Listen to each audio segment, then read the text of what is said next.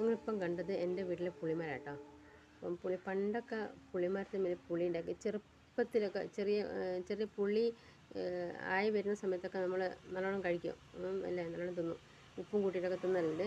പിന്നെ വലുതായിട്ട് അരിപ്പുളിയൊക്കെ നല്ല ഇഷ്ടം പോലെ തിന്നിട്ടുണ്ട്, പഴുത്ത പുളി തിന്നിട്ടുണ്ട്. പക്ഷെ ഇപ്പോൾ ഒന്നും ആരും അങ്ങനെ പുളി തിന്നാൻ നിൽക്കാറില്ല. അപ്പം ഞങ്ങളെ മരത്തിൽ നമ്മൾ നിറച്ച് പുളി ഉണ്ടാവാറുണ്ട്, നിറച്ച് പുളി ഉണ്ടാവും. അപ്പം അത് കുറേയൊക്കെ വീണ് നശിച്ചു പോകാറുണ്ട്.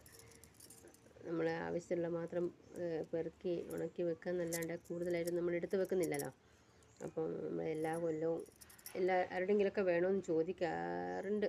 പക്ഷേ ആരും എന്താ പറയുക, ബുദ്ധിമുട്ട്, മരത്തിൽ നമ്മൾ കയറി പറിക്കേണ്ട ബുദ്ധിമുട്ടുണ്ടോ. പിന്നെ ഇവിടെ അടുത്തൊന്നും അങ്ങനെ ഇങ്ങനെ പുളിൻ്റെ കാര്യങ്ങളങ്ങനെ ചെയ്യുന്നത് കണ്ടിട്ടില്ല. അപ്പോൾ ഞാൻ പറഞ്ഞു വന്നത്, ഈ വീഡിയോ കാണുന്ന ആരെങ്കിലും ഉണ്ട് എങ്കിൽ, പിന്നെ അല്ലെങ്കിൽ കാണുന്ന ആൾക്കാരെ പരിചയത്തിലൊക്കെ ആരെങ്കിലുമൊക്കെ ഉണ്ടാവുമല്ലോ, പുളി പറിച്ചുകൊണ്ട് ബിസിനസ് ചെയ്യുന്ന ആൾക്കാരുണ്ടാവുമല്ലോ. അങ്ങനെ ആരെങ്കിലും ഉണ്ടെങ്കിൽ ഈ വീഡിയോയിൽ ഞാനൊരു നമ്പർ കൊടുക്കാം.